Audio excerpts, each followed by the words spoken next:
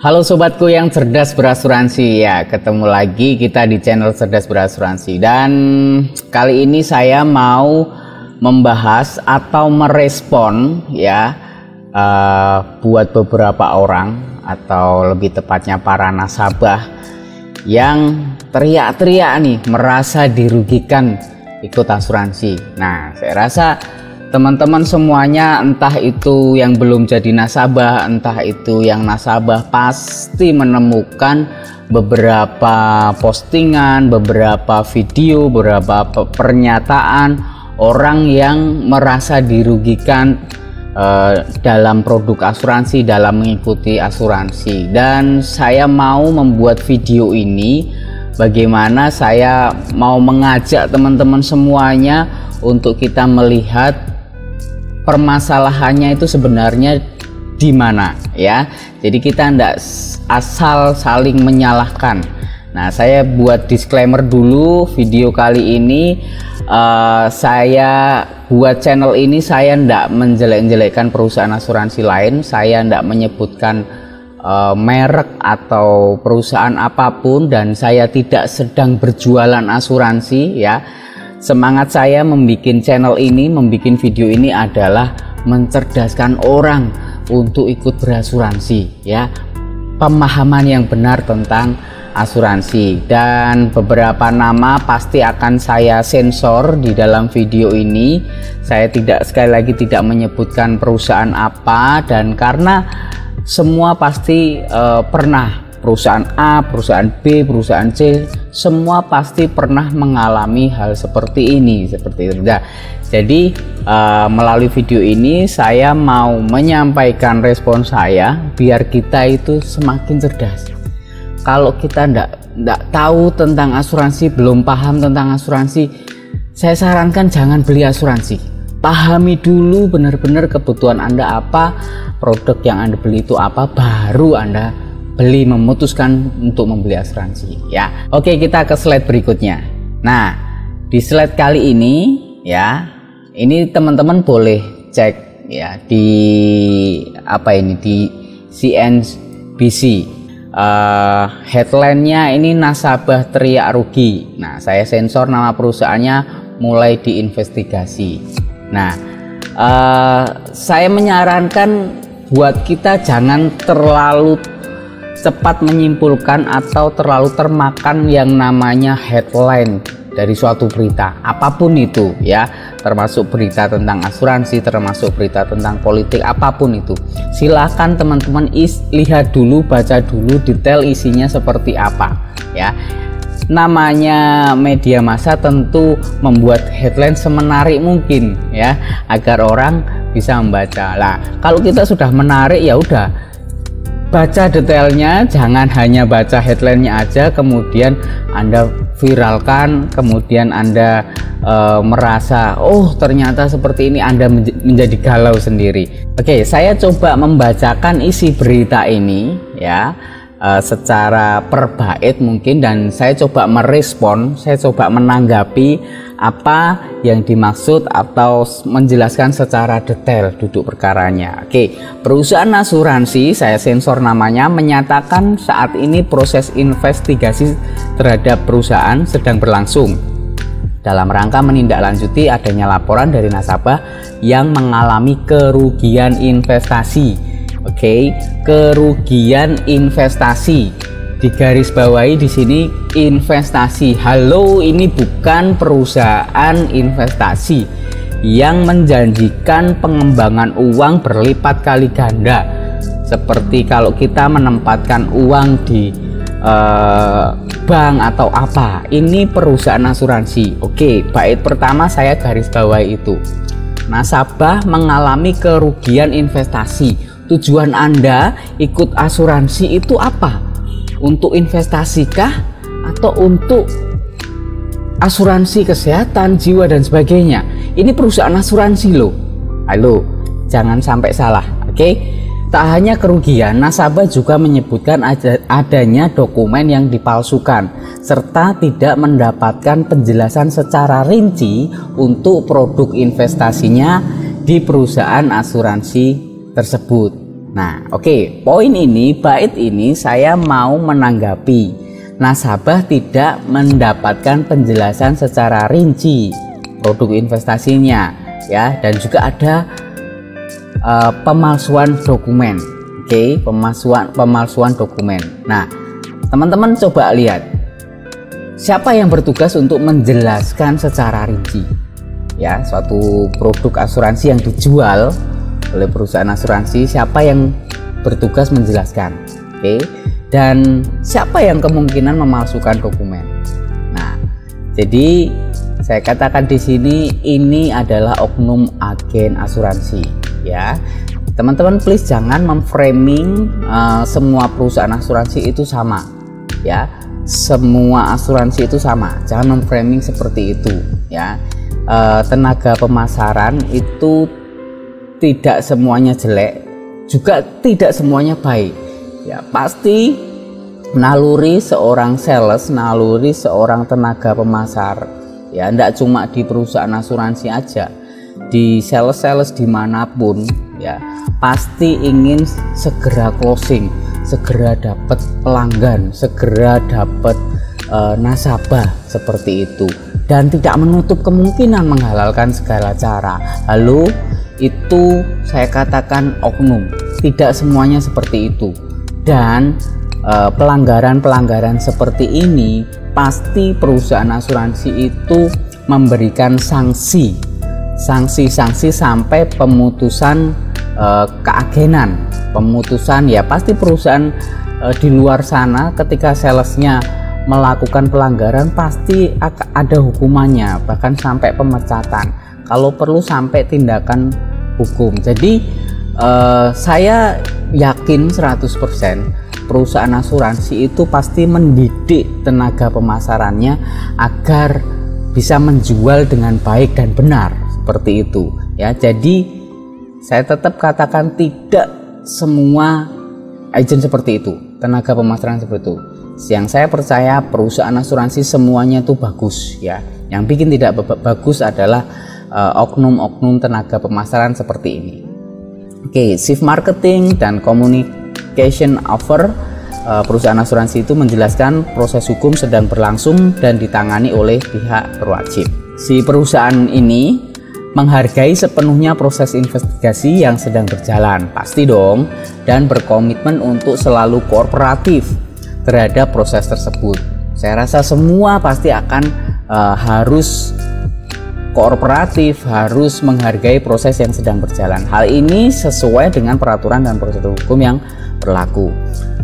Terkait dengan keluhan salah satu nasabah serta laporannya kepada pihak kepolisian yang ditayangkan dalam bentuk video di salah satu media online, ya, perlu kami sampaikan bahwa proses hukum sedang berlangsung dan ditangani oleh pihak berwajib. Oke, saya sudah melihat videonya ini. Dan saya yakin teman-teman kalau kepo-kepo, cari-cari di Google pasti menemukan videonya ini, pasti tahu perusahaan apa ini. Nah, dan teman-teman kalau mau komplain apapun itu, please lihat dulu komunikasinya sejauh mana. Kalau ini produk asuransi, ya, sejauh mana Anda sudah komunikasi dengan agennya, dengan tenaga pemasarnya, ya. Kalau Anda merasa tidak puas dengan agen dan tenaga pemasarnya, silahkan menghubungi atasannya, ya. Tentu ada pimpinan agen itu. Kalau merasa tidak puas, silahkan menghubungi kantor yang pusatnya atau kantor customer service-nya. Silahkan, apa yang Anda keluhkan, apa yang Anda komplainkan, ya. Kalau Anda langsung ke media online, ya, halo, hati-hati, pasti ada yang namanya pencemaran nama baik. Iya betul, kalau memang Anda betul tidak masalah, ya, kalau memang Anda betul, ya. Tapi saya rasa semua perusahaan, ya, menjual produk apapun pasti ada surat perjanjiannya, pasti ada ketentuan-ketentuannya, dan sudah ada jelas di situ, jelas sekali, jelas, ya. Namanya perusahaan asuransi itu ada namanya buku polis tebal sekali, buku polis tebal sekali, dan semua sudah tertulis di situ. Jadi kalau saya pribadi ketika saya membeli sesuatu, contoh membeli produk asuransi, saya akan tanyakan sedetail mungkin dengan agennya, dengan tenaga pemasarannya. Oke. Dan ini produk asuransi tidak cuma produk setahun 2 tahun, produk jangka panjang seumur hidup polis Anda. Jadi jangan komunikasi di awal-awal aja ya, komunikasilah terus dengan agen Anda. Oke, saya lanjut berikutnya.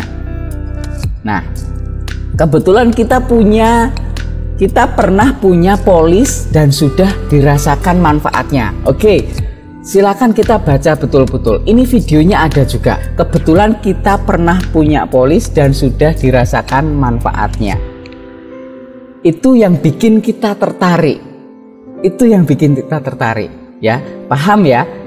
Si nasabah ini pernah punya polis, sudah merasakan manfaatnya. Oke, katakanlah saya mengasumsikan dia pernah klaim, entah itu sakit, entah itu apapun, dan sudah merasakan manfaatnya.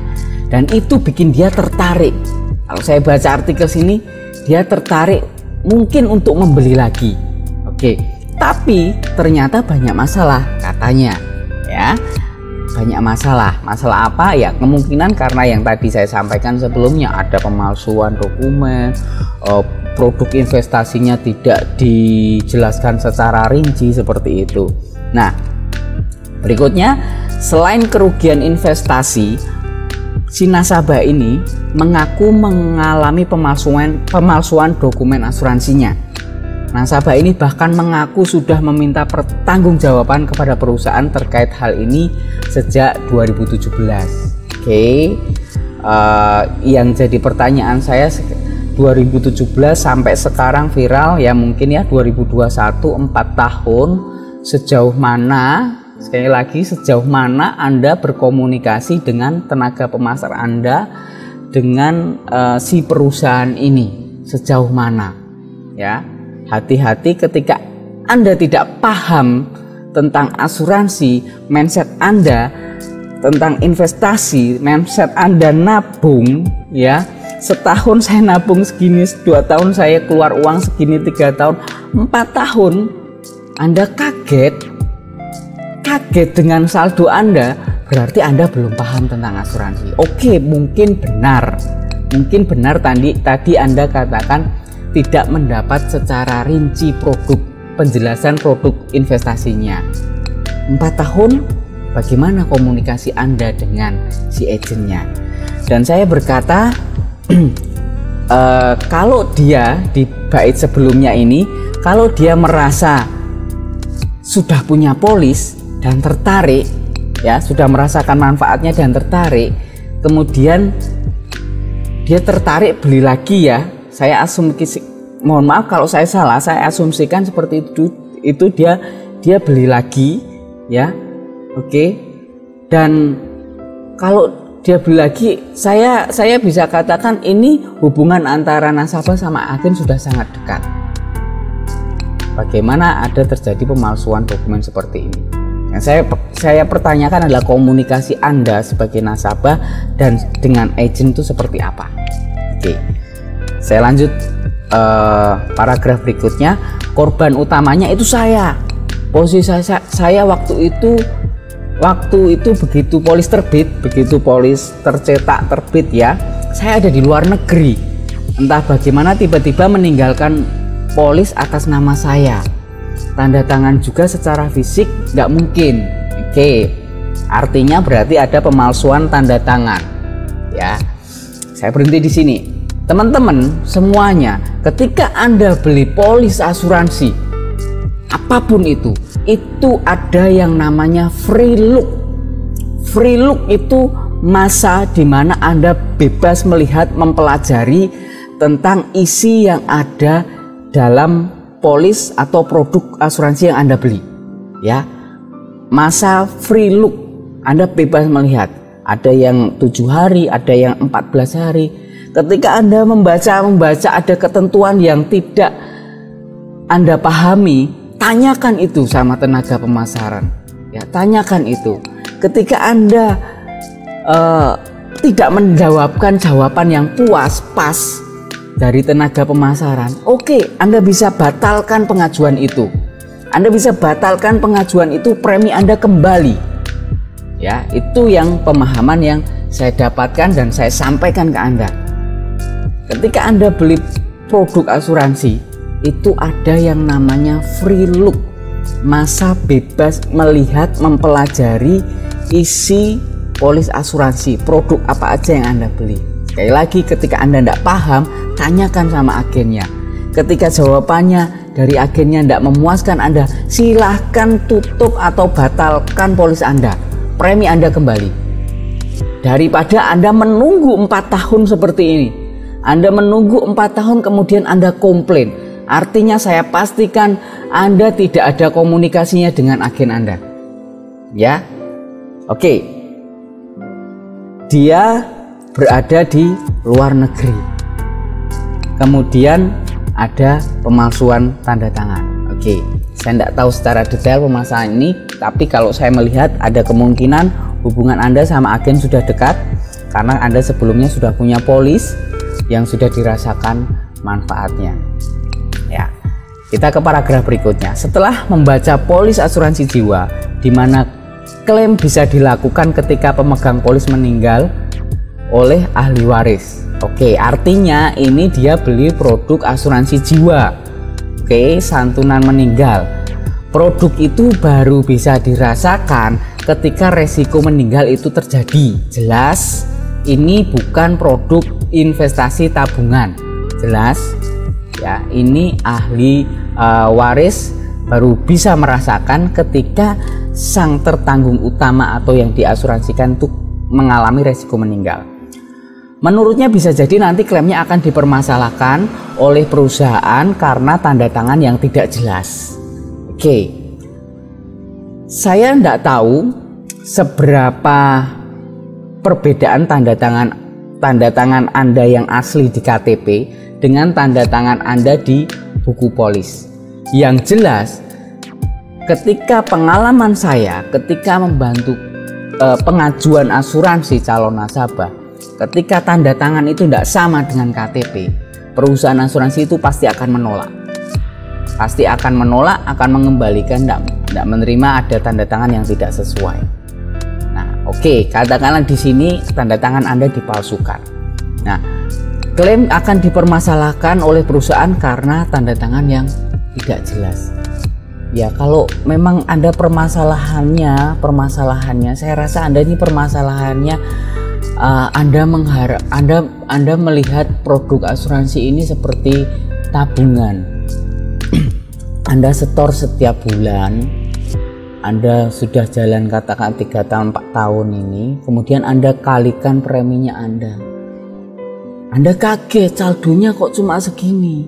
Sekali lagi, ini perusahaan asuransi bukan bank. Yuk coba lihat video-video saya di channel ini ya, saya harap ini membantu Anda.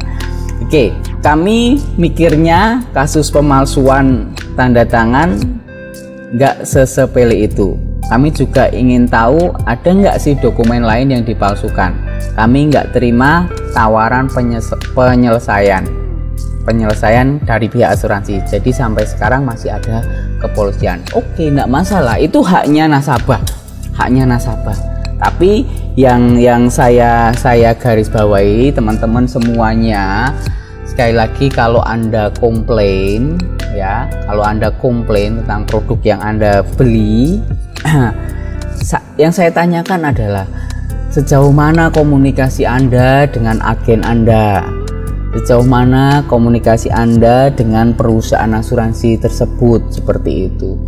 Saya rasa kalau komunikasi Anda baik dengan agen Anda tidak akan mengalami hal-hal seperti ini. Sekali lagi, perusahaan asuransi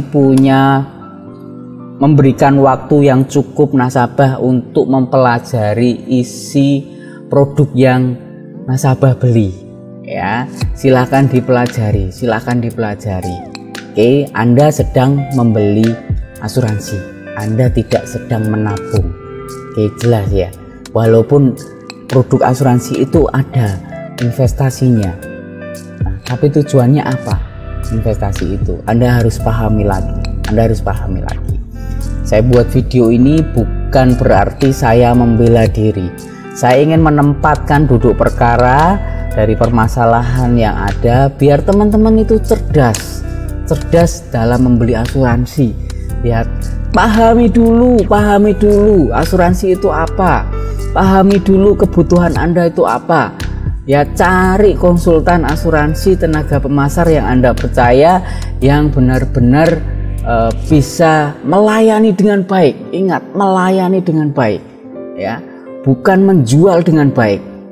Saya lebih suka kata-kata melayani dengan baik, karena ketika Anda mendapatkan agen asuransi tenaga pemasaran yang bisa melayani Anda dengan baik, ya, polis Anda akan aman dalam jangka panjang. Bukan menjual dengan baik, ya. Kalau menjual dengan baik itu namanya sales, pasti akan menghalalkan segala cara, oke, yang tentunya akan merugikan nasabah. Bonus ini ada ya, ini lucu, komentar-komentar yang ada di YouTube channel saya. Ya, thank you sekali lagi, thank you yang sudah meninggalkan komentar di sini. Saya berterima kasih, dan saya berharap ini video-video yang saya buat ini bermanfaat buat Anda semuanya. Saya sensor, tapi pasti Anda akan menemukan siapa yang komentar di sini. Ya, ya ini ada komentar yang saya screenshot di sini dengan judul video resiko telat bayar premi asuransi, resikonya apa. Nah, banyak beliaunya ini berkomentar di sini. Ya, sebelum merugi lebih banyak, kuras uang tabungan, tutup mati rekening bank. Bagi yang setor tunai, jangan setor lagi. Selanjutnya tutup polis. Tip investasi yang aman, beli emas, beli tanah, beli rumah. Sewaktu butuh tinggal jual, harga sudah berlipat kali ganda. Kayak punya utang aja, asuransi bentuk apapun, BUMN apalagi swasta, tidak bermanfaat kecuali moderat. Lebih baik nyicil, beli emas, beli rumah, beli tanah. Semoga bermanfaat, bisa dijual kapan saja. Oke, ini sudah ada yang balas, sudah ada yang respon. Itu namanya investasi, Pak. Beda jalur sama asuransi, karena asuransi adalah proteksi. Ya, jelas. Saya rasa jawaban dari yang respon ini juga sudah mewakili, ya. Sekali lagi, namanya investasi sama asuransi itu beda jalur, ya. Kalau Anda ikut asuransi itu jangan berharap uang Anda kembali. Kalau Anda setor premi asuransi itu anggap aja uang hilang, uang hangus. Sama ketika Anda ikut BPJS, uang hangus. Anda baru dapat mendapatkan manfaat asuransi itu ketika Anda menerima resiko terjadi hidup Anda tidak perlu keluar uang banyak karena sudah dijamin sama asuransi. Ya, sekali lagi, kalau ikut asuransi jangan berharap Anda balik modal, ya, apalagi berharap berlipat kali ganda uang Anda. Ya, sekali lagi, ini video-video saya di sini saya berharap benar-benar bisa memberikan pelajaran atau pengetahuan yang baik buat Anda semuanya tentang asuransi, biar Anda tidak salah untuk beli asuransi. Ya, sekali lagi, pahami dulu produknya, pahami dulu kebutuhan Anda, pilih konsultan yang menurut Anda percaya, ya, karena produk asuransi itu produk jangka panjang, tidak cuma setahun 2 tahun, tidak cuma sehelu Anda merasa dikejar-kejar agen saat awal-awal, kemudian saat sudah jadi nasabah Anda lepas kontak. Jangan, ya. Anda boleh cek, saya punya nasabah, ratusan nasabah, semuanya saya bikinkan grup WhatsApp nasabah, ya. Saya tidak akan lari sebagai agen karena saya pasti tanggung jawab, karena saya siap melayani Anda seumur hidup polis nasabah saya. Tergantung siapa yang meninggal, nasabah saya atau saya dulu, ya. Yang jelas saya sudah menyiapkan, istri saya juga sebagai tenaga pemasar, ada kantor pemasar saya jelas, leader saya juga jelas, semuanya jelas. Jadi nggak usah khawatir, semoga video ini bermanfaat untuk Anda, ya. Salam cerdas berasuransi.